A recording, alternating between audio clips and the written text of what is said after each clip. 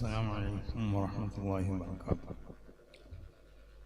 الحمد لله رب العالمين والصلاة والسلام على سيد المرسلين وعلى آله وصحبه أجمعين. أما بعد فإني أوصيكم وإياي بتقوى الله. ثم أورثنا الكتاب للذين اصطفينا من عبادنا فمنهم ظالم لنفسه ومنهم مقتصد ومنهم سابق بالخيرات بإذن الله. صدق الله مولانا العلي العظيم.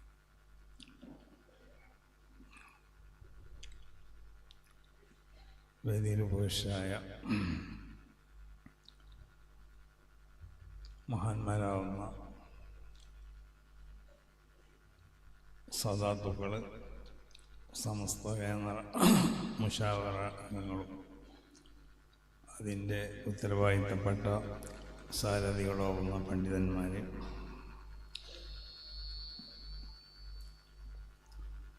വിശേഷ ജമിയത്തുൽ മുദരിസീൻ സംസ്ഥാന നേതാക്കന്മാർ, മറ്റു വേദിയിൽ ഉപേക്ഷായ പ്രമുഖരാവുന്ന ഉമറാക്കൾ, ഈ മഹത്താവുന്ന സദസ്സിൽ ഇവിടെ സംബന്ധിച്ച ബഹുമാനമുള്ള പണ്ഡിതന്മാർ, ദർസിന് നേതൃത്വം നൽകുന്ന, ദർസിന് വേണ്ട സൗകര്യങ്ങൾ ചെയ്തുകൊണ്ട് ഈ സംവിധാനത്തെ ഇവിടെ ശക്തിപ്പെടുത്തിക്കൊണ്ടിരിക്കുന്ന നമ്മുടെ ബഹുമാനമുള്ള ഉമറാക്കൾ, ബഹുമാനമുള്ളവരെ, വളരെ പ്രാധാന്യമർഹിക്കുന്ന ഒരു വേദിയിലാണ് നമ്മളിവിടെ സംബന്ധിച്ചിട്ടുള്ളത്. മഹാന്മാരാകുന്ന മുദരിസന്മാരുടെയും അവരോടൊപ്പം നിന്നുകൊണ്ടിട്ട് അവർക്ക് വേണ്ട സർവ സൗകര്യങ്ങളും ചെയ്തു കൊടുക്കുന്ന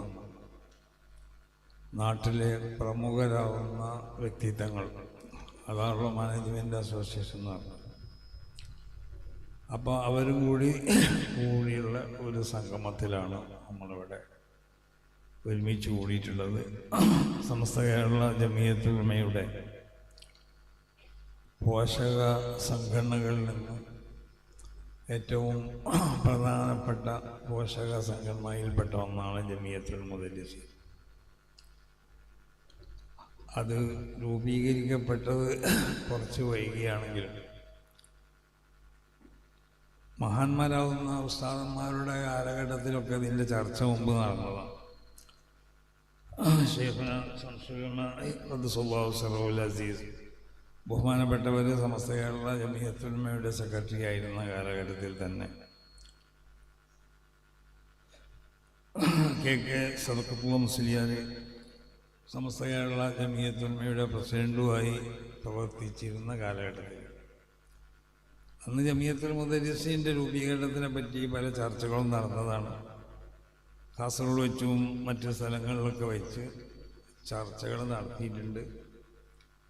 പക്ഷേ അത് ഒരു പ്രായോഗിക തലത്തിൽ കൊണ്ടുവരുന്നതിനെ സംബന്ധിച്ചുള്ള ചില തർക്കങ്ങളും അതിനുള്ള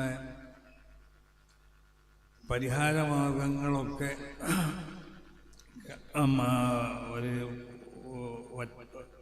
ഒരേ ഒരു സ്വരത്തിൽ അത് സാധിപ്പിച്ചെടുക്കാൻ സാധിക്കാത്തത് കാരണം അതങ്ങനെ നീണ്ടുപോയി എന്ന് മാത്രം. അപ്പോൾ ഏതായാലും മഹാന്മാരാകുന്ന നമ്മുടെ മുൻഗാമികളാകുന്ന ഉസ്താദന്മാർ ജമിയത്തുൽ മുദരിസീനെ സംബന്ധിച്ച് അവർ ചിന്തിച്ചിരുന്നു, അതിനുവേണ്ടി അവർ ചർച്ച ചെയ്തിരുന്നു. അങ്ങനെ അതിനോട് ബന്ധപ്പെട്ട പല ചർച്ചകളും നടന്നതായിട്ട് പല ഉസ്താദന്മാരും പറഞ്ഞ് കേൾക്കാനും സാധിച്ചിട്ടുണ്ട്.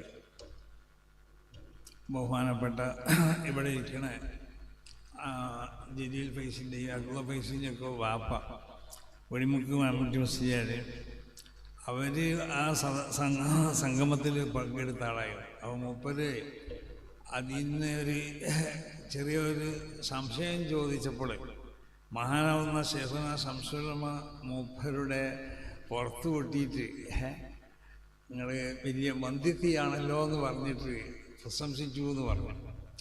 അപ്പോൾ അങ്ങനെ പല ചർച്ചകളൊക്കെ അവർ അന്ന് നടത്തിയതായിരുന്നു. പക്ഷേ അതൊന്നും ഞാൻ പറഞ്ഞല്ലോ, അതൊരു പൊതു സ്വഭാവമായിട്ട് രൂപീകരിക്കപ്പെടാൻ സാധിക്കാത്തതുകൊണ്ടിട്ട് അത് അങ്ങനെ ഒരു സംവിധാനം ഉണ്ടാക്കാൻ അന്ന് സാധിച്ചില്ല എന്ന് മാത്രം. അപ്പോൾ ഏതായാലും നമ്മളെ മഹാന്മാരാവുന്ന ഉസ്താദന്മാർ അവർ ആലോചിച്ച് ചിന്തിച്ച ഒന്നാണ് ജമിയത്തുൽ മുദരിസീൻ. അന്ന് ഇവിടെ ദർസില്ലാത്തതുകൊണ്ടല്ല, മുദരിസന്മാരില്ലാത്തതുകൊണ്ടല്ല, അങ്ങനെ ഒരു സംവിധാനം ഉണ്ടാക്കാൻ സാധിക്കാത്തതുകൊണ്ടുമല്ല. പക്ഷേ അവരതിന് ഞാൻ ഈ ഒരു പൊതു സ്വഭാവത്തിലായും കൊണ്ട് എങ്ങനെ അത് ഏകോപിപ്പിക്കും എന്നതിനെ സംബന്ധിച്ച് പലർക്കും പല അഭിപ്രായങ്ങളുണ്ടായപ്പോൾ അത് രൂപീകരിക്കപ്പെടാൻ സാധിച്ചില്ല. പിന്നീട് നമ്മുടെ മഹാന്മാരാവുന്ന ഉസ്താദന്മാർ അതാവശ്യമാണെന്ന് അവർക്കും അറിയാമായിരുന്നു. ഒക്കെ അത് അങ്ങോട്ട് രൂപീകരിച്ചു. ഇന്ന് അത് കുറഞ്ഞ കാലമായിട്ടുള്ളെങ്കിലും അതിൻ്റെ പ്രവർത്തനം വളരെ ശക്തമായ നിലക്ക് സമസ്ത കേരള ജമിയത്തുൽ ഉലമയുടെ ഏറ്റവും ശക്തമായ പോഷക സംഘടനകളിൽപ്പെട്ട ഒരു സംഘടനയായിക്കൊണ്ട് ജമിയത്തുൽ മുദരിസീൻ മാറിയിരിക്കുകയാണ്. ഇന്നത്തെ ഈ ജമിയത്തുൽ മുദരിസീൻ്റെ സംഗമങ്ങൾ ഇങ്ങനെ ബഹുമാനപ്പെട്ട എ.വി. അബ്ദുറഹ്മാൻ മുസ്ലിയാർ സൂചിപ്പിച്ചു പോലെ പല പ്രാവശ്യം ഇങ്ങനെ സംഗമങ്ങളൊക്കെ ഉണ്ടായിട്ടുണ്ട്. ഈ സംഗമത്തിൻ്റെ ഒരു പ്രത്യേകത എന്ന് പറഞ്ഞാൽ മുദരിസന്മാർ മാത്രമല്ല, ആ മുദരിസന്മാർക്ക് ആവശ്യമാവുന്ന സൗകര്യങ്ങൾ ചെയ്തു കൊടുക്കുന്ന അതിൻ്റെ മാനേജ്മെൻറ്റിനെ കൂടി നമ്മൾ വിളിച്ചിരിക്കുകയാണ്. കാരണം ഈ സംവിധാനം ഇവിടെ നിലനിർത്തപ്പെടണമെന്നുണ്ടെങ്കിൽ നമ്മൾ മുദരിസന്മാർ വേണം. അവരുടെ സേവനത്തോടൊപ്പം തന്നെ മഹാന്മാരാവുന്ന നമ്മുടെ നാട്ടിലെ മാനേജ്മെൻറ്റ് അസോസിയേഷൻ്റെ കൂടി സേവനം ഉണ്ടാവണം. അപ്പോൾ മുദരിസന്മാർ ചെയ്യേണ്ടത് അവർ ദർസ് എടുത്താണ് ചെയ്യേണ്ടത്. അതിനുള്ള കഴിവും അതിലെല്ലാം നിലക്കുള്ള മഹാറത്തൊക്കെ ഉള്ള മുദരിസന്മാരുണ്ടാവണം. അവർക്ക് വേണ്ട സൗകര്യങ്ങൾ ചെയ്തു കൊടുത്തുകൊണ്ട് ഈ സംവിധാനം ഇവിടെ നിലനിർത്തണം എന്നുണ്ടെങ്കിൽ അതിന് മാനേജ്മെൻറ്റ് അസോസിയേഷനും ആവശ്യം. അപ്പോൾ അതുകൊണ്ടാണ് രണ്ട് കൂട്ടരെയും വിളിച്ചിരുത്തി കൊണ്ടിട്ട് ദർസിൻ്റെ ശക്തീകരണം എങ്ങനെയൊക്കെയാണ് ദർസ് നമുക്ക് ശക്തിപ്പെടുത്താൻ കഴിയാവുന്നത്. അതോടൊപ്പം ദർസില്ലാത്ത സ്ഥലങ്ങളിലൊക്കെ ദർസ് ഉണ്ടാക്കാൻ വേണ്ടി ശ്രമിക്കുകയും ഓരോ മഹല്ലത്തിലുള്ള മാനേജ്മെൻറ്റ് അസോസിയേഷനെ പറ്റി നമ്മൾ പഠിച്ചു നോക്കിയാൽ അവരൊക്കെ വളരെ താല്പര്യമുള്ളവരായിരിക്കും ഈ ദർസ് ഇവിടെ നിലനിർത്തുന്നത്. അങ്ങനെയാണ് നമുക്ക് മാത്രമല്ല പല മഹല്ലത്തുകളിലും ദർസിന് വേണ്ടി വഖഫ് ചെയ്യപ്പെട്ട ധാരാളം സ്വത്തുകളുണ്ട്. അപ്പം നമ്മളോടൊക്കെ തന്നെ പല ആളുകളും ഫത്വ ചോദിച്ച് വരാറുണ്ട്. നമ്മളോടൊന്നല്ല, മുമ്പ് മഹാനാവുന്ന ശൈഖുനാ ശംസുൽ ഉലമയോടൊക്കെ പലർക്കും പല വഖഫ് സ്വത്തിനെ പറ്റിയുള്ള ഫത്വ ചോദിച്ച് വരുമ്പോൾ അത് ദർസിന് വേണ്ടി വഖഫ് ചെയ്യപ്പെട്ടതായ ഒരുപാട് സ്വത്തുകൾ ഓരോ നാട്ടിലുള്ള ആ മാനേജ്മെൻറ്റ് അസോസിയേഷൻ എന്ന് പറഞ്ഞാൽ അവർ നമ്മൾ പണ്ഡിതന്മാരേക്കാൾ ഈ വിഷയത്തിൽ ശ്രദ്ധ പതിപ്പിക്കുന്നവരും ആ വഖഫ് സ്വത്തിനെ അതിനെ ഉപയോഗിക്കപ്പെടേണ്ടതായ രൂപത്തിൽ തന്നെ ഉപയോഗിക്കണം, അതല്ലാത്ത നിലക്കത് ഉപയോഗിക്കാൻ പാടില്ല എന്ന് വിശ്വസിക്കുന്നവരുമാണ്. അതുകൊണ്ടാണ് അവർ ഫത്വ ചോദിച്ചുകൊണ്ട് വരുന്നത്. ദർസിന് ഉസ്താദ് കിട്ടുന്നില്ല, അല്ലെങ്കിൽ ദർസിന് കുട്ടികളെ കിട്ടുന്നില്ല, ദർസിന് ആവശ്യമാവുന്ന വായിച്ചു തന്നെ അതുകൊണ്ട് മാനേജ്മെൻറ്റ് എന്ന് പറഞ്ഞതും നാട്ടുകാരെന്നൊക്കെ പറഞ്ഞു. അപ്പോൾ അവർ ഈ സമസ്ത കേരള ജമിയത്തുൽ മുദരിസീനെ വിളിച്ചുകൊണ്ടിട്ട് ഈ സംവിധാനത്തിൻ്റെ ഗുണങ്ങൾ നാട്ടുകാരാവുന്ന നിങ്ങൾക്കൊക്കെ അറിയാമെങ്കിലും അവിടെ ഈ വരുന്ന ആളുകൾ അവർ നാട്ടിലുള്ള പ്രധാനപ്പെട്ടവരുമായിരിക്കും. അപ്പോൾ അവർക്കൊക്കെ അവിടെ ഇരിക്കാനുള്ള സൗകര്യങ്ങൾ നമ്മൾ ചെയ്തു കൊടുക്കണം. അവരൊക്കെ ഉസ്താദന്മാരും അതുപോലെ തന്നെ വലിയവരായിരിക്കും. അപ്പോൾ ഒരാൾ നമ്മൾ തെല്ലത്തിരുത്ത് ചിലപ്പോൾ ഉള്ളിൽ കടന്നു പോകാൻ ചിലപ്പോൾ സൗകര്യമില്ലെങ്കിൽ അവർ പിന്നെ വേറെ സ്ഥലം നോക്കിയാണ് പോകുന്നത്. അപ്പോൾ ആ ഒരു അവസ്ഥ ഉണ്ടാകരുത്. ഒന്നുകിൽ അങ്ങോട്ടോ ഇങ്ങോട്ടോ ഒഴിഞ്ഞ കസാലിലേക്ക് ഇരുന്നുകൊണ്ട് അവസാനത്തിലൊരു കസാലിൽ ഒഴിവുണ്ടാക്കി തീർക്കുന്ന വരുന്ന ആളുകൾക്ക് അവിടെ ഇരിക്കാൻ കഴിയും. മറ്റത് രണ്ട് ഭാഗത്ത് മിക്കവാറും ആ ഭാഗത്ത് കൂടി വരാൻ ആരും സന്നദ്ധരാകും. ഇരിക്കാൻ വേണ്ടി പറഞ്ഞു അപ്പോൾ വരുന്നതിൻ്റെ മുമ്പ് തന്നെ ആവശ്യമാവുന്ന അതിന് വേണ്ട സംവിധാനങ്ങളും പദ്ധതികളൊക്കെ റസൂൽ ഒരുക്കി. അപ്പോൾ നമ്മളെപ്പോഴും അങ്ങനെയാണ് നമ്മൾക്ക് ഉണ്ടാവേണ്ടത്. നമ്മൾ പണ്ഡിതന്മാരാകുമ്പോൾ റസൂൽ സല്ലല്ലാഹു അലൈഹി വസല്ലമ തങ്ങൾക്ക് ഉണ്ടായിരുന്ന ആ സ്വഭാവ ഗുണങ്ങൾ നമ്മളിൽ ഉണ്ടാവണം. അപ്പം അത് നമ്മളൊക്കെ ഇങ്ങനെ പറഞ്ഞാൽ പോരാ, മജ്‌ലിസിൽ തൗസിയത്ത് ചെയ്യണമെന്ന് പറഞ്ഞാൽ പോരാ, അത് പ്രാവർത്തികമായിട്ട് നമ്മൾ കാണിച്ചു കൊടുക്കൂടി വേണം. നമ്മളിങ്ങനെ വെറുതെ പറയുമ്പോൾ തൗസിയത്ത് ചെയ്യണം. എന്നാൽ നമ്മൾ ഇരിക്കുന്നിടത്തേക്ക് ഒരാൾ വരികയാണെങ്കിൽ അയാളെ കേട്ട് കയറ്റിയിരിക്കാനോ അല്ലെങ്കിൽ നമുക്ക് അവിടെ നിന്ന് എണീക്കാനോ നമ്മൾ സന്നദ്ധരാവില്ല. അപ്പം അങ്ങനെ ആവരുത്. ലിമത്തൂലൂലമാനല്ലേ നമ്മൾ ചെയ്യണതും പറയണതൊക്കെ. അപ്പം അതുകൊണ്ട് ആ കാര്യം എല്ലാവരും ശ്രദ്ധിക്കുക. വരുന്ന ആളുകൾക്ക് പ്രയാസമില്ലാത്ത നിലക്ക് അവർ വൈകി വന്നു എന്നുള്ളതൊരു കുറ്റമല്ല. അവർ വന്നല്ലോ ഫിനു ഹവാലീനാന്ന് നമ്മൾ പറയുന്നുണ്ട്. അതെന്തിനു വേണ്ടിയിട്ടാണ്? ആ നാട്ടിലുള്ള ആളുകൾ നമുക്ക് ചെയ്തു തന്ന അതിനൊക്കെയുള്ള ഒരു ശുക്രാണത്. അവരെ പിതാക്കന്മാർക്കും അവിടെ ബന്ധപ്പെട്ടവർക്കൊക്കെ വേണ്ടി മാത്രമല്ല നമ്മളോട് കൽപ്പിക്കപ്പെട്ട ഒരു ദുആയാണ് അതിൻ്റെ അടിസ്ഥാനത്തിൽ നമ്മൾ അവർക്കൊക്കെ വേണ്ടി ദുആ ചെയ്യണം. അപ്പം അങ്ങനെ ദുആ ചെയ്തത് കൊണ്ട് മാത്രം അവസാനിപ്പിക്കുകയല്ല നമ്മൾ ചെയ്യേണ്ടത്. അതുപോലുള്ളതായ ഗുണങ്ങൾ നാട്ടുകാർക്ക് ചെയ്തു കൊടുക്കുന്നതിനോടുകൂടെ നാട്ടിൽ ഏതെങ്കിലും നിലക്ക് അവർക്ക് ആക്ഷേപിക്കപ്പെടാൻ, മനുഷ്യരാണ്, ആക്ഷേപങ്ങളൊക്കെ എങ്ങനെയായാലും ഉണ്ടാവും. പക്ഷേ ആക്ഷേപിക്കപ്പെടാൻ പറ്റുന്ന നിലക്കുള്ളതായ പ്രവർത്തനങ്ങൾ നമ്മുടെ പണ്ഡിതന്മാരിൽ നിന്നും ഉണ്ടാവാൻ പാടില്ല, ദർസിൽ നിന്നും ഉണ്ടാവും. കഴിയുന്നത്ര നമ്മൾ ശ്രദ്ധിക്കണം. അതോടുകൂടെ മാനേജ്മെൻറ്റ് മനസ്സിലാക്കേണ്ട ഒരു കാര്യമുണ്ട്. അവിടെ ഈ മുത്താലിമീങ്ങൾ എന്ന് പറഞ്ഞാൽ നമ്മളെ മക്കളെ മാതിരിയുള്ള മക്കൾ തന്നെയാണ്. അപ്പോൾ അവർക്കും ഒരു സാധാരണ ഒരു കുട്ടി എന്നുള്ള നിലക്ക്, പ്രത്യേകിച്ച് ഈ കാലഘട്ടത്തിലൊക്കെ ജീവിക്കുന്ന കുട്ടികളാവുമ്പോൾ നമ്മളെ മക്കളെ പോലുള്ളതായ ചില പ്രത്യേക സ്വഭാവങ്ങൾ അവരിലുണ്ടാവും. ചിലപ്പോൾ ഒന്ന് അങ്ങോട്ട് ഓടിയെന്ന് വരും, അതല്ലെങ്കിൽ അതല്ലാത്ത മറ്റു വല്ല കാര്യങ്ങളും അവർ ചെയ്തെന്ന് വരും. അപ്പോൾ നമ്മൾ അല്ലെങ്കിൽ എന്തെങ്കിലും ശബ്ദത്തിൽ വർത്താനം പറഞ്ഞെന്ന് വരും. ഇത് അങ്ങനെ ഓടുക എന്ന് പറഞ്ഞപ്പോൾ കുട്ടികൾ ഓടൂലേ. ബസ്സിലിപ്പോൾ മൗലിയരുട്ടി ഓടിപ്പോയാൽ അത് ഭയങ്കര പ്രശ്നമാണ്. കാരണം അവനിങ്ങനെ ഭൂമി അറിയാതെ നടക്കേണ്ടവനാണെന്നാണ് നമ്മൾ മനസ്സിലാക്കി വെച്ചിട്ടുണ്ട്. അപ്പോൾ അവനൊരു കുട്ടിയെന്ന് നിൽക്കി ചിലപ്പോൾ അവൻ ഓടിപ്പോവും. മുമ്പ് റസൂലുള്ളാഹിന്റെ ദർസിൽ പഠിച്ച നുഅ്മാൻ സുഹൈബത്ത് രണ്ട് സഹായിമാർ, ഒരാൾ കണ്ണ് കാണാത്ത ആളെയാണ്. അപ്പോൾ ഈ കണ്ണ് കാണാത്ത ആൾക്ക് മൂത്രമൊഴിക്കണം എന്ന് പറഞ്ഞപ്പോൾ മറ്റേ ആൾ പിടിച്ചുകൊണ്ടിരിക്കാണ്ട് ജനങ്ങളെല്ലാം കൂടി ഇരിക്കുന്ന സ്ഥലത്ത് കൊണ്ടുപോയി.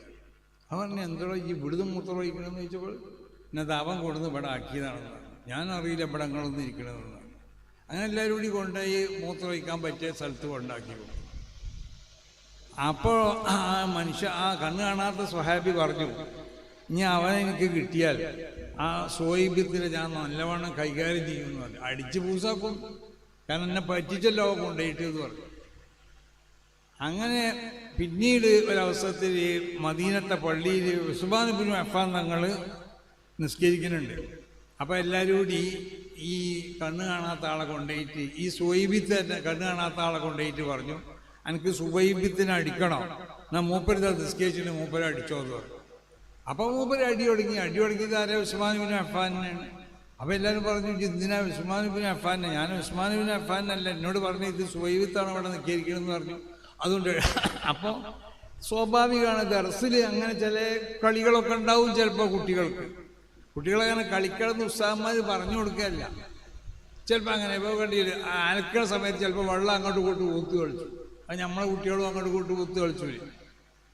അപ്പം അങ്ങനെ ചില ബസ്സിൽ ചിലപ്പോൾ ഓടിപ്പോയി ഇത് വരും, ചിലതിന് മുമ്പ് ചിലപ്പോൾ ഓടിപ്പോയി എന്ന് വരും. ഇതൊക്കെ വലിയ പ്രശ്നങ്ങളായിക്കൊണ്ട് ചിലപ്പോൾ ദർസ് കണ്ട് പരിചയപ്പെടാത്ത ആളുകൾ ചിലപ്പോൾ അത് വലിയ വിഷയമാക്കി വരച്ചു.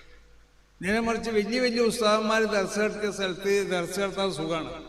കാരണം ആ വലിയ ഉസ്താദന്മാരിൽ നിന്ന്, അവരെ ശിഷ്യന്മാരിൽ നിന്നും ദർസിൻ്റെ സ്വഭാവങ്ങൾ മനസ്സിലാക്കിയവരാണ് ഈ കാര്യം അവിടുത്തെ ജനങ്ങൾ.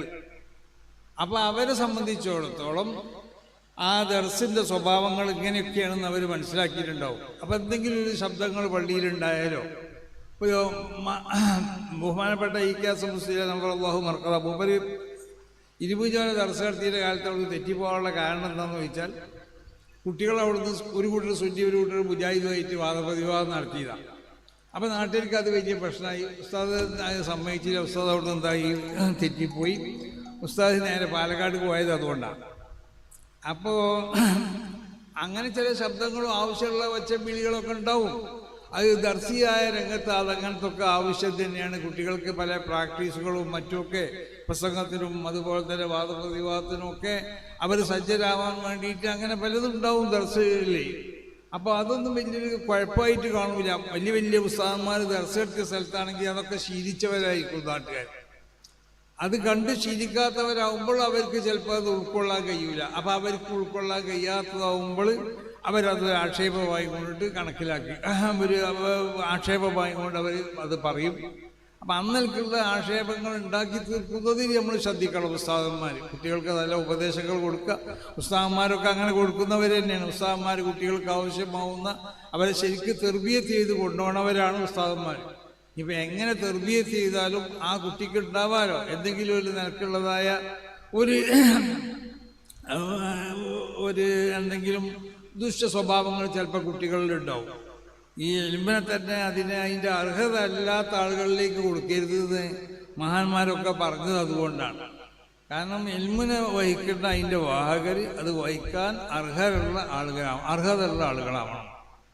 അപ്പോൾ അങ്ങനെ വരുമ്പോൾ ചില കുട്ടികളൊക്കെ മുമ്പ് എൻ്റെ ഒരു ദർസിൽ ഒരു കുട്ടിയെ കൊടുത്താക്കിയ ഒരാൾ, പിന്നെ ഓൻ കുറേ ദിവസം കഴിഞ്ഞപ്പോൾ പോയി. അപ്പോൾ അവിടുന്ന് ഒരു കാക്കനോട് വന്നുകൊണ്ട് ഇത് കാട്ടുപോയി അണങ്ങൂല തങ്ങളെന്ന് തന്നെ. കാട്ടുപോയി ഇണങ്ങൂല എന്ന് പറഞ്ഞു മുമ്പ് എന്ന് പറഞ്ഞാൽ ഇതിന് പറ്റിയ കുടുംബത്തിലുള്ളവനല്ല ഓൻ ഇനിയിപ്പോൾ തിരിച്ചു കൊടുത്തിട്ടും കാര്യമില്ല, ഓനെ ഇണങ്ങൂല എന്ന് പറഞ്ഞു. അപ്പം അങ്ങനെ ഇണങ്ങാത്ത ചിലതുണ്ടാവും. ചിലത് ഇണങ്ങിക്കൊണ്ട് നിൽക്കുകയാണെങ്കിൽ തന്നെ ഇതിന് പറ്റാത്തതും ഉണ്ടാവും. അപ്പം അതൊക്കെ അങ്ങനെ ദർസിൻ്റെ സ്വഭാവങ്ങളിൽ പെട്ടത് തന്നെയാണ്. ഏതായാലും ഈ രംഗത്തുള്ള ഈ സംവിധാനം എന്നുള്ളത് ഏറ്റവും ബർക്കത്തായ ഒരു സംവിധാനമാണ്. അതോടുകൂടി വിശുദ്ധമാവുന്ന ശരീഅത്തിൻ്റെ ഉലൂമുകൾ അതിവിടെ പ്രചരിപ്പിക്കപ്പെടുമ്പോൾ അതിന് അടിസ്ഥാനപരമായി ഉണ്ടാവേണ്ടതായ സ്വഭാവ ഗുണങ്ങളൊക്കെ ഒരു പണ്ഡിതനിൽ ഉണ്ടാവണം. അവനാണല്ലോ യഥാർത്ഥ പണ്ഡിതൻ. അമ്പിയാക്കന്മാരിൽ നിന്ന് നുബുവത്തിനല്ല നമുക്ക് സമ്പാദിക്കേണ്ടത്, ഇസ്തിഖാമത്തിനെയാണ്. ഏത് നുബുവത്തും അതിനെ പരിശോധിച്ച് നോക്കിയാൽ അതിൻ്റെ ബാത്തില് വിലായത്താണ്. അപ്പോൾ നുബുവത്തിൽ നിന്ന് ഈ ഇക്തിസാബ് ചെയ്യപ്പെടാൻ കഴിയില്ലെന്നതിനാണ് അമ്പിയാക്കന്മാരുടെ ബാത്തിരിയാവുന്ന സ്വഭാവമാവുന്ന ഇസ്തിഖാമത്തിനാണ് നമ്മൾ എന്താ വേണ്ടത് സമ്പാദിക്കേണ്ടത്. അതാണ് പണ്ഡിതർസിൽ നിന്ന് കുട്ടികൾക്ക് പരമാവധി നമ്മൾ ശീലിപ്പിക്കണം. അതിന് അപവാദമായിട്ട് ചിലതൊന്നും ഇല്ല എന്നല്ല പറഞ്ഞതിൻ്റെ അർത്ഥം, മനസ്സിലായില്ലേ?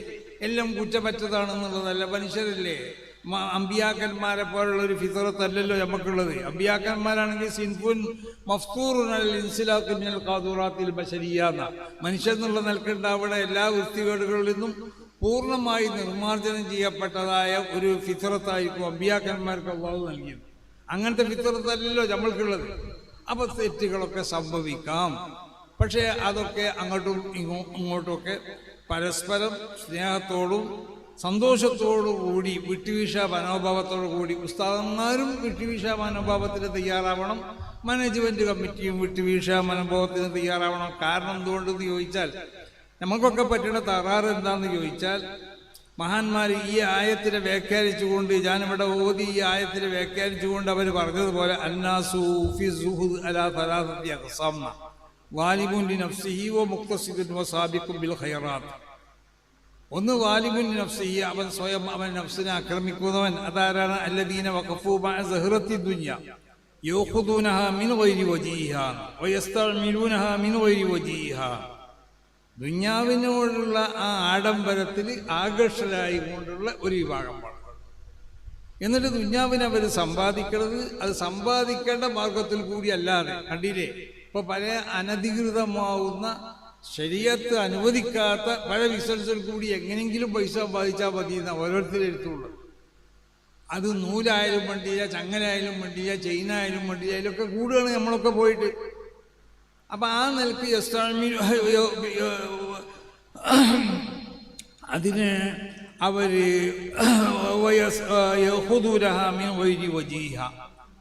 അത് ഹലാലായ അതിന് ചില മാർഗങ്ങൾ ശരീഅത്തിലുണ്ട്. ആ മാർഗത്തിൽ കൂടിയ മുതൽ നമ്മൾ സമ്പാദിക്കാൻ പാടുള്ളൂ. അന്നൽക്കല്ലാതെ മുതൽ സമ്പാദിക്കാം. അതിന് ഉപയോഗിക്കേണ്ട രൂപത്തിലല്ലാതെ അതിന് ഉപയോഗിക്കുകയും ചെയ്യാം.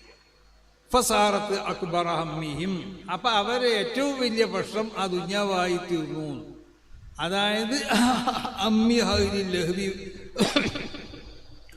വല്ലഅബി വസ്സീന, ഭൗതികമാവുന്ന ആഡംബരങ്ങളിൽ ആകർഷകരായി നിൽക്കുന്ന ആളുകൾക്കുള്ളതായ അങ്ങനത്തേതായ ഒരു ഹമ്മായി തീരും നമ്മൾ ആ ഹമ്മ്.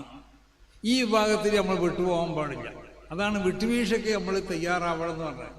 ചിലപ്പോൾ ചില സ്ഥലത്ത് ശമ്പളം കുറഞ്ഞിട്ടുണ്ടാവും, ചിലപ്പോൾ ഭക്ഷണത്തിൽ എന്തെങ്കിലും ചില പോരായ്മകളൊക്കെ ഉണ്ടാവും. അങ്ങനെയുള്ള ഇതൊക്കെ എല്ലാം പ്രൗഢിയോട് കൂടി കിട്ടണം. നമ്മൾ ഭക്ഷണം ആവശ്യമുള്ളതൊക്കെ നമുക്ക് കിട്ടേണ്ടത് തന്നെയാണ്. ഒരു പ്രമേയമുള്ള ഉസ്താദാണെങ്കിൽ അയാൾക്ക് അതിനനുസരിച്ചുള്ള ഭക്ഷണം നാട്ടുകാർ കൊടുത്തേക്കണം. മനസ്സിലായി? ഇത് ഉണ്ടാവട്ടെ ഇല്ലാതിരിക്കട്ടെ, നമ്മളൊരു വലിയ ലിസ്റ്റ് അവിടെ നമ്മൾ അവതരിപ്പിക്കാൻ പാടുള്ളതല്ല. അപ്പം നമുക്ക് മഹാന്മാരാവുന്ന നമ്മളെ ഉസ്താദന്മാരൊക്കെ കാണിച്ചു തന്നൊരു മാർഗം. ദുനിയാവിലുള്ള ഈ പ്രൗഢികളും അതിൻ്റെ ഈ ആഡംബരങ്ങളൊന്നും നമ്മൾക്കുള്ള ലക്ഷ്യമാകരുത്. ആ നിലക്കാണ് അത് നാട്ടുകാരാണെങ്കിലും അങ്ങനെ തന്നെ ആവേണ്ടത്, ഉസ്താദന്മാരാണെങ്കിലും അങ്ങനെ തന്നെ ആവേണ്ടത്. രണ്ടാമത്തത് മുഖ്തസ് അതിൽ വിധത്വം പാലിക്കണവർ അവരാരാണ്? ഹുമുല്ലദീന അഖദൂഹ അലാ വജീഹ. ദുനിയാവിനൊക്കെ സമ്പാദിക്കേണ്ടത് പോലെ തന്നെയാണ് സമ്പാദിക്കണത്. പക്ഷേ ലാകിന്നഹും തവസ്സഉ ഫീ ലദ്ദാതിഹാ വതലദ്ദദു ബിശഹവാതിഹ. ആ ദുനിയാവിൻ്റെ ആ ആഡംബരത്തിൽ ആവശ്യമാവുന്നതായ നിലക്കുള്ള അമിതമായ നിലക്കതിനെ ഉപയോഗിക്കാൻ വേണ്ടിയിട്ട് ഒരു കൂട്ടർ ശ്രമിക്കാം. അപ്പം അങ്ങനെയാണ്. ഇപ്പോൾ നമ്മുടെ വീട്ടിൽ വന്ന് നോക്കിയാലുണ്ടാവും ഒരു 10-50 ചെരുപ്പ് കാണാൻ പുറത്ത് നോക്കുകയാണെങ്കിൽ. 50 ചെരുപ്പ് ഇപ്പോൾ നമ്മൾ വീട്ടിൽ 5 ആൾക്കാർക്ക് ആവശ്യമില്ലല്ലോ. അപ്പം 5 ആൾക്ക് 50 ചെരുപ്പുണ്ടെങ്കിൽ 10 ചെരുപ്പ് ഒരു കുട്ടിക്ക് കിട്ടുന്നതിൻ്റെ അർത്ഥം. എല്ലാ വീട്ടിലുണ്ടത്. അതുതന്നെയാണ് ദുനിയാവിനെ സമ്പാദിക്കണതൊക്കെ. ഇപ്പോൾ നമ്മൾ ഉസ്താദന്മാരൊക്കെ നല്ലൽക്കാൻ നമ്മൾ പൈസ ഉണ്ടാക്കണം. പക്ഷെ തവസ്സഉ ഫീ ലദ്ദാതിഹാ വതലദ്ദദു ബിശഹവാതിഹ, ഈ നിലക്കുള്ള ഒരു കൂട്ടം ആളുകൾ ഇത്. പക്ഷേ ലാകിന്നഹും യൻഖുസു മിൻ ദറജാതിഹിം ഫിൽ ആഖിറ ബിഖദ്രി തവസ്സുഇഹിം കമാ ഫിൽ ഹദീസ്. അവർക്ക് ആഖിറത്തിൽ അവരുടെ ദർജയ്ക്ക് ഒരു കുഴപ്പം വരും. ഹദീസിൽ പറഞ്ഞില്ലേ, ലാ യുസീബു അഹദു മിനദ് ദുനിയാ ശൈഅൻ. ദുനിയാവുന്ന ഏത് സംഗതികളും ഭൗതികമാവുന്ന എന്തിനും നമ്മൾ ആസ്വദിക്കുന്നുണ്ടോ അതിൽ അമിതമായ നിലക്ക് നമ്മളെ ഭാഗത്തു നിന്ന് ഉണ്ടായിത്തീർന്നാൽ അവനിക്ക് അവൻ്റെ ആഖിറത്തിലുള്ള ദർജയിൽ നിന്ന് അല്ലാഹു സുബ്ഹാനഹു വ തആല കൊടുക്കണം. അപ്പം അതാണ് ഒരു കൂട്ടർ. മറ്റൊരു കൂട്ടരോ സാബിക്കും ബിൽ ഖൈറാത്ത്. അങ്ങനത്തെ അവർ ആരാണെന്ന് യഹുമുല്ലദീന ഫഹിമു അൽ മുറാദ മിനദ് ദുനിയ. ദുനിയാവ് എന്താന്നുള്ളത് അവർക്ക് മനസ്സിലായി. അത് ദില്ലും സായിലും എന്നൊക്കെ പറഞ്ഞിട്ടുണ്ടല്ലോ. പക്ഷെ മനസ്സിലാവാത്തതുകൊണ്ടല്ല, നമ്മളിവിടെ സാക്ഷിതാണെന്ന് നമ്മൾ മനസ്സിലാക്കേണ്ടത്. ചെറിയ ഒരു സുഹൃതി നമ്മൾക്കുണ്ടാവണം. സുഹൃത് എന്ന് പറഞ്ഞാൽ അതിൻ്റെ ഭാഷാർത്ഥം എന്താണ്?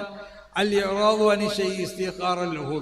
ഒരു സാധനത്തെ നിസ്സാരമാക്കി കരുതിക്കൊണ്ട് അതിനെന്താക്കുക ഒഴിഞ്ഞിക്കുക എന്നുള്ളത്. അപ്പം അതാണ് ദുനിയാവിനെ നിസ്സാരമായി കൊണ്ട് നമ്മൾ തവായ ദുനിയാ ഫി ജൈബിക ഫി യദിക മഹാനാവുന്ന ഖൗസുൽ അഅ്ളം മൊയ്‌ദീൻ ശൈഖ് തങ്ങൾ, ശൈഖു ത്വായിഫത്ത് ജുനൈദുൽ ബഗ്ദാദി തങ്ങളൊക്കെ സുഹൂദിക്ക് അർത്ഥം പറഞ്ഞു. അപ്പോൾ ഭാഷാർത്ഥത്തിൽ സുഹൂദ് എന്ന് പറഞ്ഞാൽ ഇസ്തിഹ്വാറു അൽ ഇറാദു അനി ശൈഇ ഇസ്തിഹ്ഖാറൻ ലഹു എന്നുള്ളതാണ്. ശറഈന്റെ ഭാഷയിൽ സുഹൂദ് എന്ന് പറഞ്ഞാൽ ഖദ്റു ദുർറത്തി ബിനൽ ഹലാലിൽ മുതയഖിൻ. ഹലാലാണെന്ന് ഉറപ്പുള്ളതിൽ നിന്നിട്ട് ആവശ്യത്തിൻ്റെ ഉള്ളത് മാത്രം എന്താക്കി പിടിച്ചാൽ. അങ്ങനെയല്ലേ വലിയ വലിയ നമ്മളെ മഹാന്മാരാവുന്ന ഉസ്താദന്മാരൊക്കെ. ഇപ്പോൾ ഒരു വലിയ സംഖ്യ കണ്ണിത്ത് ഉസ്താദിന് ആരോ കൊണ്ടുപോയി കൊടുത്തപ്പോൾ എന്തിനാ വെല്ലുവിളി കൊടുത്തെന്ന് വീഴുന്ന വീട്ടിൽ നമ്മൾ ചെറിയ സംഖ്യ തന്നാലാണ് ഇത് പോരാന്ന് പറയുന്നത്. നോക്കണേ വ്യത്യാസം അതാണ്. നമ്മളും അവരും തമ്മിലുള്ള വ്യത്യാസം അതാണ്. അവർ വലിയ സംഖ്യ കൊണ്ടുപോയി കൊടുത്തപ്പോൾ ആ വലിയ സംഖ്യ എന്തിനിത് കൊണ്ടുവന്നു, ഇത്ര എന്തിന് എനിക്ക് ആവശ്യമില്ല എന്നുള്ളത്. നമ്മളങ്ങനല്ല. നമ്മളാദ്യം തന്നെ തന്നത് ഇത് പോരാ. വലിയ സംഖ്യയിലേക്കാണ് തന്നിട്ടുള്ളത്, എന്നാലും ഇത് പോരാ. അത് ആരെക്കൊണ്ടെങ്കിലും പറയിപ്പിച്ചിട്ടെങ്കിലും വലിയ സംഖ്യ കിട്ടണം എന്നുള്ള ആഗ്രഹക്കാരാണ്. അപ്പം അതാണ് ഖദ്റുള്ളൂറത്തിന് മിനൽ ഹലാലിൽ മുതയഖ്ഖനിൽ ഹില്ല്. ഹലാൽ ഉറപ്പാണെന്നുള്ളത് ഇന്ന് ആവശ്യമുള്ളത് പിടിക്കുക. അത് അങ്ങനത്തെ ആളുകളാണ് സാബിഖും ബിൽ ഖൈറാത്ത് ബിഇദ്നില്ല എന്ന് പറഞ്ഞു. അപ്പോൾ നമ്മൾ എപ്പോഴും എല്ലാം നിൽക്കും. സൗകര്യങ്ങളൊക്കെ ചിലപ്പോൾ നമ്മൾ വലിയൊരു സേവനത്തിന് വേണ്ടിയിട്ടാണല്ലോ. ഈ ദർസ് എന്ന് പറഞ്ഞാൽ വലിയൊരു സേവനമാണ്. അത് നമ്മൾ ആദ്യം മനസ്സിലാക്കണം. ദീനിന് ചെയ്യുന്നതായ ഏറ്റവും വലിയൊരു ഖിദ്മത്താണ്. ആ ഖിദ്മത്ത് ചെയ്യുമ്പോൾ സൗകര്യങ്ങളൊക്കെ ചിലപ്പോൾ കുറഞ്ഞു വരും. പിന്നെ അവിടെ സൗകര്യങ്ങൾ നമുക്കിങ്ങനെ വന്നുകൊണ്ടിരിക്കും. അത് നമ്മൾ മനസ്സിലാക്കാത്തതുകൊണ്ടാണ്. ഇപ്പം ചില ഉസ്താദന്മാരൊക്കെ വലിയ വലിയ ആളുകൾ അവർ ദർസിലൊക്കെ നിൽക്കുമ്പോൾ ആ നിൽക്കുന്ന സ്ഥലം വളരെ സൗകര്യങ്ങൾ കുറഞ്ഞ സ്ഥലമായിരിക്കും. പിന്നെ അവരവിടെ നിന്ന് എത്രയോ കുട്ടികളും സൗകര്യങ്ങളൊക്കെ പിന്നെ വർദ്ധിപ്പിക്കപ്പെടുകയാണ്. ആരായി വർദ്ധിപ്പിച്ചു കൊടുക്കുന്നത്? നാട്ടുകാരാവുന്ന ആളുകൾ. അപ്പോൾ ഈ ഉമറാവിനോട് പറയാനുള്ളത്, നിങ്ങളെ നമ്മളാരും ചെറുതായി കാണുന്നില്ല. ചിലരിലൊക്കെ അങ്ങനെ സമസ്തക്കാർ ഉമറാവിനെ ചെറുതായി കാണുന്നുണ്ട്. അങ്ങനെ ചെറുതായി കാണലൊന്നുമില്ല. നിങ്ങളൊക്കെ വേണം. എല്ലാവരും ഉണ്ടാകുമ്പോൾ ഇവിടെ ദീനുണ്ടാവുള്ളൂ. നമ്മൾ ഉമറാവ് മാത്രം ഉണ്ടായ പോരാ, ഇവിടെ മുദരിസന്മാർ മാത്രം ഉണ്ടായ പോരാ, മുഅല്ലിമീങ്ങൾ മാത്രം ഉണ്ടായ പോരാ, ഇവിടെ സാധാരണക്കാരായ ആളുകൾ വരെ ഉണ്ടാവണം. എല്ലാവരും കൂടി കൂടുമ്പോഴേ ദീൻ ഇവിടെ ഉണ്ടാവുള്ളൂ. മനസ്സിലായില്ലേ? ചെലവ് കൊടുക്കണതൊക്കെ കഴിവുള്ള ആളുകൾ തന്നെ ആയിക്കോളന്നില്ലല്ലോ. കഴിവ് ഇല്ലാത്ത പാവപ്പെട്ട ആളുകളും ഉസ്താദന്മാർക്ക് ചെലവ് കൊടുക്കും. ഉസ്താദന്മാരോട് ആവശ്യമാവുന്ന എന്തെങ്കിലും പിരിവുണ്ടെങ്കിൽ കൊടുക്കും. അപ്പോൾ ഓരോരുത്തരും അവരവരുടെ കഴിവിൻ്റെ പരമാവധി. അപ്പോൾ പിന്നെ ഉലമാവും ഉമറാവും നന്നാകുന്ന റസൂല പറഞ്ഞത് എന്തുകൊണ്ടാന്ന് പറഞ്ഞാൽ ഈ രണ്ട് വിഭാഗവും ഏതായാലും നന്നാവില്ല. അപ്പോൾ കഴിയുന്നത്ര നന്നായാലും ബാക്കിയുള്ളവരോട് നന്നാക്കാൻ നമുക്ക് കഴിയുമെന്നുള്ളതാണ്. അപ്പോൾ അതുകൊണ്ടിട്ട് രണ്ടു കൂട്ടരും നന്നായി കഴിഞ്ഞാൽ നാട്ടിലുള്ള ആളുകൾക്ക് മറ്റുള്ളവരോട് നന്നാവണമെന്ന് പറയേണ്ട ആവശ്യമില്ല. അതൊക്കെ നന്നായി കൊണ്ട് തന്നെയാണ് പോകുന്നത്. പാവപ്പെട്ടവരും പോക്ക് നമ്മളോടൊക്കെയാണ് ഉലമാവിനോടും ഉമറാവിനോടാണ് നന്നാവണമെന്ന് പറയുന്നത്. മനസ്സിലായില്ലേ? അവർ രണ്ടാളും നന്നായാൽ ബാക്കിയുള്ളവരും നന്നാവും എന്ന് പറഞ്ഞതിൻ്റെ അർത്ഥം അതാണ്. അല്ലാതെ ഉലമാവും ഉമറാവും മാത്രം ഇത് പിടിച്ചുകൊണ്ട് നടക്കുക എന്നല്ല ആ വാക്കിൻ്റെ അർത്ഥം. അത് അവർ രണ്ടാളും നന്നാവണം എന്നാണ് പറഞ്ഞത്. ദീൻ ഇവിടെ ഉണ്ടാക്കണമെന്നുണ്ടെങ്കിൽ ഉലമാവ് ഇവിടെ വേണം, ഉമറാവ് വേണം, രണ്ടും വേണം. അതോടൊപ്പം ഇവിടെ സാധാരണക്കാർ അങ്ങനെയല്ല റസൂൽ ദീൻ ഉണ്ടാക്കിയിട്ടുണ്ട്. ഉലമാവും ഉമറാവും മാത്രം ഒന്നും കൊണ്ടാണോ റസൂൽ ദീൻ ഉണ്ടാക്കി? ദീൻ ഉണ്ടാവണമെന്നുണ്ടെങ്കിൽ അതിൽക്കൊരുപാട് ഘടകങ്ങളുണ്ട്. ആ ഘടകങ്ങളൊക്കെ ഉണ്ടാവുമ്പോൾ ഇവിടെ ദീൻ ഉണ്ടാവുള്ളൂ. അതിവിടെ സാധാരണക്കാരായ ആളുകൾ ഇവിടെ ദീൻ വേണം. ഇവിടെ പന്തലിടണമെങ്കിൽ സാധാരണക്കാരനെ വേണ്ടേ? അതിനിപ്പോൾ ഉസ്താദ് പോയി ചിലപ്പോൾ ഷെയ്ഖിന് പന്തലിട്ടു എന്ന് പറഞ്ഞു. പിന്നെ ഒരു വാദപ്രതിവാദത്തിന് വേണ്ടി അതുവരെ ആരാണ് വരുന്നത് വരെ ആരും അറിഞ്ഞിട്ടില്ല. ഖണ്ഡന പ്രസംഗത്തിന് ആൾ വരുമെന്ന് പറഞ്ഞു. പിന്നെ മൂപ്പരയുടെ മൂപ്പര അന്ന് അവിടെ ഖണ്ഡന പ്രസംഗം നടത്തിയത്. തലേ ദിവസം വലിയ അബ്ദുൽ ഖാദർ മുസ്ലിയാർ വാദപ്രയോഗം നടത്തിയപ്പോൾ എന്താ ഒരു പരാജയം പോലെ തോന്നിയപ്പോൾ മറുപടി ആയിക്കൊണ്ട് അന്ന് മൂപ്പരനെ പന്തലൊക്കെ ഇട്ടതെന്ന് പറഞ്ഞു. ഇന്നിപ്പോൾ നമ്മളാരും പന്തലിടാൻ കിട്ടൂലല്ലോ. നമ്മളൊക്കെ പന്തലിടലൊക്കെ കോൺട്രാക്ട് കൊടുക്കുകയാണ്. അങ്ങനെ കഴിയുള്ളൂ, നമ്മളെ കൊണ്ട് കഴിയൂല. ഇപ്പോൾ നാട്ടിൽ ചെറിയൊരു വയലുണ്ടാകുകയാണെങ്കിലും അതിനൊക്കെ പ്രവർത്തിക്കാൻ ഇവിടെ എല്ലാവരും വേണം. അപ്പോൾ ഇവിടെ പാവപ്പെട്ടവർ വേണം, സാധാരണക്കാർ വേണം, ആലിമീങ്ങൾ വേണം, സാദാത്തികൾ വേണം, ഉലമാവ് വേണം. അപ്പോൾ ഉലമാവും സാദാത്തികളൊക്കെ ഇവിടെ ആവശ്യം തന്നെയാണ്. അവരൊക്കെ ദീനിൻ്റെ അവിഭാജ്യ ഘടകങ്ങളാണ്. ഉമറാവും ദീനിൻ്റെ അവിഭാജ്യ ഘടകങ്ങളാണ്. ഇവിടുത്തെ പാവപ്പെട്ടവരും ദീനിൻ്റെ അവിഭാജ്യ ഘടകങ്ങളാണ്. ഇത് എല്ലാം കൂടി ഉണ്ടായാലേ ദീൻ ഇവിടെ ഉണ്ടാവുള്ളൂ. പക്ഷേ ഈ രണ്ട് വിഭാഗം നന്നാവൂടി വേണം. കാരണം ഇവർ നന്നാവാത്ത ചില പ്രവൃത്തികൾ നമ്മളിൽ നിന്നൊക്കെ ഉണ്ടാവാന്ന് ആലിമീങ്ങളിൽ നിന്ന് ചിലപ്പോൾ ആലിമിൻ്റെ ആ പ്രൗഢിക്ക് വിരുദ്ധമാകുന്ന നിലക്കുള്ള പ്രവർത്തനം ആലിമീങ്ങളിൽ നിന്നുണ്ടാവാം. അതുപോലെ തന്നെ മറ്റ് പ്രമുഖരാവുന്നതായ ധനാഢ്യന്മാരിൽ നിന്നും അങ്ങനത്തെ ഒക്കെ ഉണ്ടാവാം. അതുകൊണ്ടാണ് റസൂൽ പറഞ്ഞത്, നിങ്ങൾ രണ്ടു കൂട്ടരും നന്നാവാൻ വേണ്ടി ശ്രമിക്കണം കേട്ടോ, എന്നാലേ മറ്റുള്ളവരും നന്നാവുള്ളൂ. അങ്ങനെ നന്നായാൽ ഇവിടെ ദീൻ എന്താവുള്ളൂ, നിലനിൽക്കുള്ളൂ എന്നുള്ള അർത്ഥം. അപ്പോൾ ദീനിൻ്റെ നിലനിൽപ്പാണ് നമുക്ക് ആവശ്യം. അപ്പോൾ പല മഹല്ലത്തുകളിലും ആവശ്യമാവുന്ന നിലക്കുള്ള സൗകര്യങ്ങളൊന്നും ചിലപ്പോൾ ഉണ്ടായിക്കൊള്ളുന്നില്ല. എന്നാലും നമ്മൾ അതുമായിട്ട് ഒത്തുവണങ്ങി പോയി കൊണ്ടിട്ട് അവിടെ ദീനിനെ നിലനിർത്തുക എന്നുള്ളത് അവിടെ നമ്മുടെ ലക്ഷ്യം. അതുപോലെ തന്നെ മാനേജ്മെൻറ്റ് അസോസിയേഷനോടും പറയാനുള്ളത്, കഴിവിൻ്റെ പരമാവധി ഉസ്താദന്മാർക്കുള്ള സൗകര്യങ്ങളൊക്കെ നമ്മൾ ചെയ്തു കൊടുക്കണം. കുട്ടികൾക്കുള്ള ചെയ്തു കൊടുക്കണില്ല എന്നല്ല പറഞ്ഞത്, ചെയ്തു കൊടുക്കണം. ഉസ്താദന്മാരും കൂടി ആലോചിച്ചിട്ട് ഓരോ മഹല്ലത്തുകളിലും എങ്ങനെയാണ് ഈ ദർസിലിവിടെ പിടിച്ചു നിർത്താറും. ദർസിൽ വരേണ്ട കുട്ടികളൊക്കെ പാവപ്പെട്ട കുട്ടികളായിരിക്കും, ചിലപ്പോൾ കഴിവുള്ളവരുണ്ടാവും. എന്നാലും ആ കുട്ടികൾക്ക് ആവശ്യമാവുന്ന ഭക്ഷണമല്ലാത്ത പല സഹായങ്ങളും വേണ്ടി വരും. അതൊക്കെ ചെയ്തു കൊടുക്കുന്നുണ്ട് ഇപ്പം എല്ലാ മഹല്ലത്തുകളിലൊക്കെ. പണ്ടങ്ങനല്ല ഇത്. പണ്ട് അങ്ങനെ ദർസുകളിലൊന്നും അങ്ങനെ സഹായങ്ങളൊന്നും കിട്ടാനില്ല. കുട്ടി അതിന് പോയി വന്തി ഉണ്ടാക്കണം, ഓന് വലിയ മരുന്ന് എങ്ങനെയെങ്കിലും കിതാബ് വാങ്ങണമെങ്കിലൊക്കെ. ഇന്നിപ്പോൾ അതിൻ്റെ ആവശ്യമില്ല. കിതാബ് വാങ്ങണമെന്ന് പറഞ്ഞാൽ മതി, കിതാബ് ആളുകൾ വാങ്ങിക്കൊടുക്കും. കിതാബിൻ്റെ ഉപയോഗിച്ചാലും ഇല്ലെങ്കിലും അപ്പം അങ്ങനെയുള്ളൂ. അപ്പം കിതാബ് എല്ലായിടത്തും വലിയ വലിയ ഖുതുബുഖാനകളുണ്ട്. മുമ്പൊക്കെ നമ്മൾ കിതാബ് പുത്താലായ ചെയ്യാൻ വേണ്ടിയിട്ട് അന്ന് പിന്നെ ബൈളാവിൻ്റെ ഹദ്ദുൽ ഹക്കീം, അതുപോലെ തന്നെ മുത്തവലിൻ്റെ ഹദ്ദുൽ ഹക്കീമൊക്കെ കാണാൻ വേണ്ടി എല്ലാ പള്ളിയിലും തെണ്ടി നടന്നു. അവസാനം പൊന്മുഴത്ത് ബഹുമാനപ്പെട്ട കൈപ്പറ്റ വീരാകുട്ടിയുടെ ദർശനത്തിൽ സ്ഥലമായതുകൊണ്ട് അവിടെ മൂപ്പർ ഇങ്ങനത്തെ അമൂല്യമായ ഗ്രന്ഥങ്ങളൊക്കെ കൊടുത്തു നോക്കും. അപ്പോൾ അവിടെ അതുപോലെ തന്നെ ഇവിടെ പിന്നെ ഇരുമ്പുംചോലൊക്കെ പോയപ്പോൾ അവിടെ അതുണ്ടായിരുന്നു. അപ്പോൾ അവിടെയൊക്കെ പോയാണ്. കൊണ്ട് ശിഹാബുദ്ദീൻ ശാലിയാത്തിൻ്റെ കുത്തുബുഖാനി പോകണം.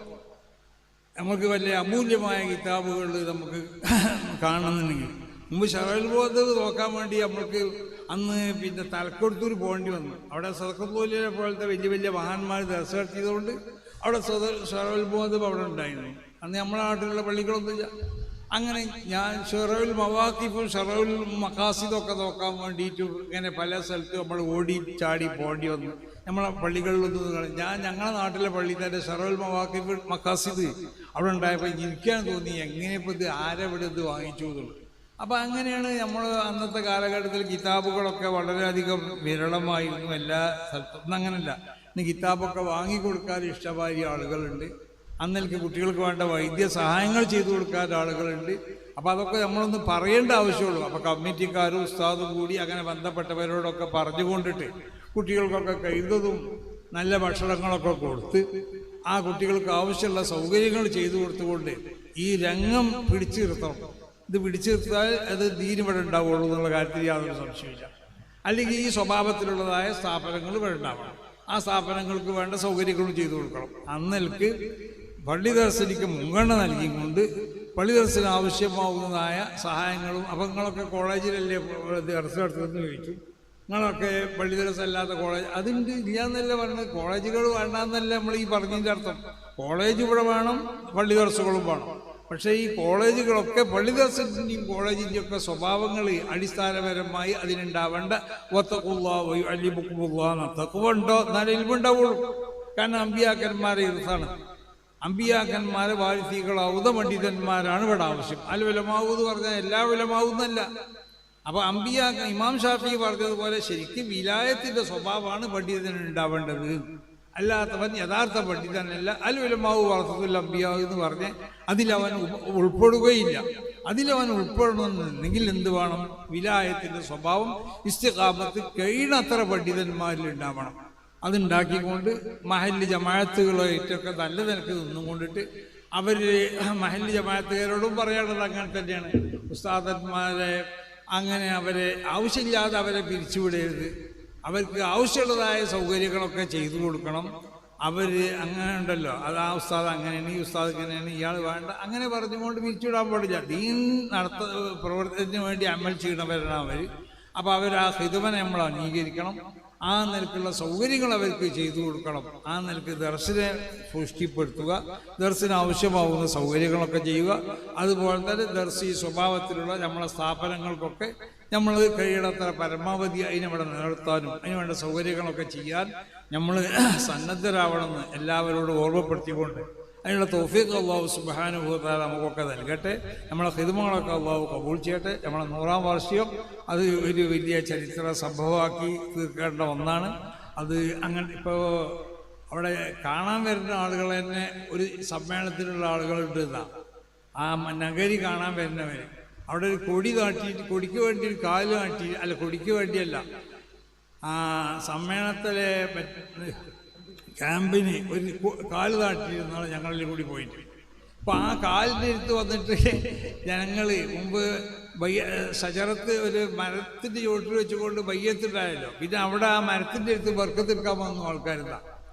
അപ്പോൾ ബർക്കത്തെടുക്കലൊക്കെ അധികമായപ്പോൾ ഉമർ റളിയല്ലാഹു തആല അൻഹു ആ മരം മുറിക്കാൻ പറഞ്ഞു. മുറിക്കാൻ പറഞ്ഞത് ബർക്കത്തെടുത്തുകൊണ്ട് മുറിക്കാനുമല്ല, ബർക്കത്തെടുത്തിനെ മരം മുറിക്കാനുമല്ല. നമ്മൾക്കൊക്കെ അങ്ങനെ ഒരു തെറ്റിദ്ധാരണയുണ്ട്. ആ ബർക്കത്തെടുത്ത മരം മുറിക്കാൻ വേണ്ടി ഉമർ അങ്ങനെയല്ല സംഭവം എന്ന് പറഞ്ഞാൽ എന്താണെന്ന് ചോദിച്ചാൽ, അവിടെ മരങ്ങൾ ഉണ്ടായിരുന്നു, എല്ലാവരും ഈ മരം മറന്നുപോയി.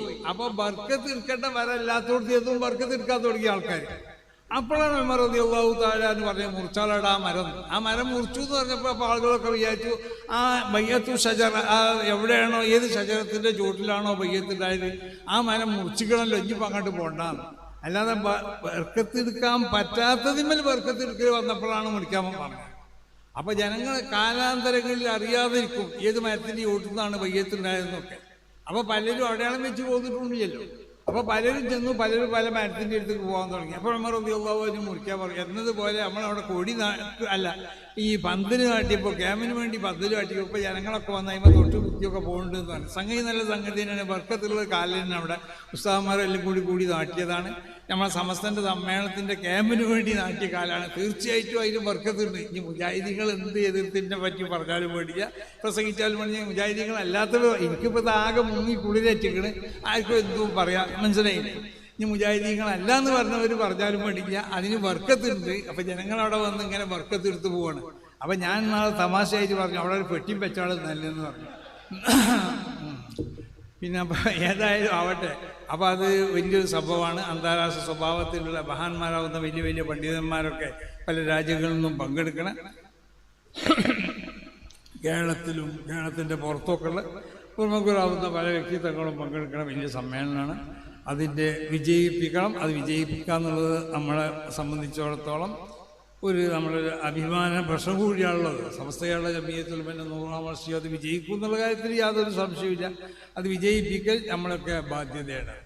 അപ്പോൾ അതുകൊണ്ട് അതിന് പരമാവധി എല്ലാവരും പങ്കെടുക്കുകയും വേണ്ട സൗകര്യങ്ങൾ ചെയ്യുകയും അതിന് വേണ്ട മറ്റുള്ള എല്ലാ നിലക്കുള്ളതായ പിന്നെ സഹായങ്ങളും സൗകര്യങ്ങളൊക്കെ എല്ലാവരിൽ നിന്നും ഉണ്ടാവണമെന്ന് എല്ലാവരെയും ഓർമ്മപ്പെടുത്തിക്കൊണ്ടിട്ട് നമ്മളെ ഈ സദസ്സുകൾ എന്നൊക്കെ പറഞ്ഞാൽ നമ്മുടെ സമ്മേളനങ്ങളോ അതൊന്നും ആർക്കും എന്തും രാഷ്ട്രീയം പറയാനുള്ളതല്ല. ഞാൻ മുമ്പ് ഓർമ്മിപ്പിച്ചു, നമ്മളെ യാത്രയിൽ ആരോ ചിലർ രാഷ്ട്രീയ സ്വഭാവത്തിൽ ചില സ്ഥലത്തൊക്കെ പ്രത്യേകത ഞാൻ പറഞ്ഞിട്ടുണ്ട്. ഇത് അതിനുള്ള വേദിയല്ല. ഇവിടെ വന്ന് സമസ്തനെ പറ്റി പറയാം, സമസ്തൻ്റെ ഗുണങ്ങളുണ്ടെങ്കിൽ പറയാം, രാഷ്ട്രീയം പറയാൻ നമ്മളെ വേദി പറ്റൂല എന്ന് പറഞ്ഞു. അതുകൊണ്ട് നമ്മളെ വേദിയിൽ അങ്ങനത്തെ പ്രശ്നമൊന്നും ഉണ്ടായിട്ടില്ല. വേറെ എവിടെയൊക്കെ ഉണ്ടായത് കേൾക്കുന്നുണ്ട് എന്താവട്ടെ. അപ്പോൾ ഏതായാലും നമ്മൾ ഇത് വളരെ ദീനിയാവുന്നതായ ഒരു പിന്നെ സ്വഭാവമാണ് നമ്മളെ യാത്രക്കൊക്കെ ഉണ്ടായിട്ടുള്ളത്. അതിൻ്റെ ആദ്യം മുതൽ അവസാനം വരെ സുന്നത്ത് ജമാഅത്തിനെ പറ്റിയും അതുപോലെ ദീനികമായ കാര്യങ്ങളാണ് നമ്മൾ പ്രസംഗിച്ചത്. അവിടെ വന്ന രാഷ്ട്രീയക്കാരൊക്കെ പ്രസംഗിച്ചത് സമസ്തനെ സംബന്ധിച്ചാണ്. സമസ്തൻ്റെ വലിപ്പവും മണ്ണൊക്കെയാണ് എല്ലാവരും പറഞ്ഞത്. അപ്പോൾ അതാണ് നമ്മളെ വിജയം എന്നുള്ളത്. വന്നവരൊക്കെ സമസ്തനെ പറ്റി പറയാം. അവരെ ആശയങ്ങളോ അല്ലെങ്കിൽ അവർക്കുള്ള രാഷ്ട്രീയ സ്വഭാവങ്ങളൊന്നും പറയാനല്ല നമ്മളെ വേദി ഉപയോഗപ്പെടുത്തിയത്. അതിന് ആർക്കോട്ട് സാധിക്കില്ല. ആ സദസ്സിക്ക് അങ്ങനത്തതായ ഒരു പ്രൗഢിയും ഒരു പുണ്യമൊക്കെ ഉണ്ട്. നമ്മൾ അറിയാത്ത ആളുകൾ അതിനെന്താവും തടുത്തുകൊണ്ടേ നിൽക്കും, മഹാന്മാരാവുന്ന മശായഖന്മാർ. അതുകൊണ്ട് നമ്മളതിൽ അങ്ങനത്തെ ഒന്നും അനുഭവപ്പെട്ടില്ല. പിന്നെ വേറെ എവിടെ അനുഭവപ്പെട്ടില്ല എന്നൊക്കെ കേൾക്കുന്നുണ്ട്. അത് എന്തോ ആവട്ടെ. അല്ലാഹു സുബ്ഹാനഹു വ തആല അതിന് തുടക്കം നമ്മളെ കാത്തു രക്ഷിക്കട്ടെ എന്ന് ദുആ ചെയ്തുകൊണ്ട് ഞാൻ ഈ യോഗം ഉദ്ഘാടനം ചെയ്തതായി പ്രഖ്യാപിക്കുന്നു. അസ്സലാമു അലൈക്കും വറഹ്മത്തുള്ളാഹി. വളരെ സന്തോഷം. അൽഹംദുലില്ലാഹ്, മാഷാ അല്ലാഹ്.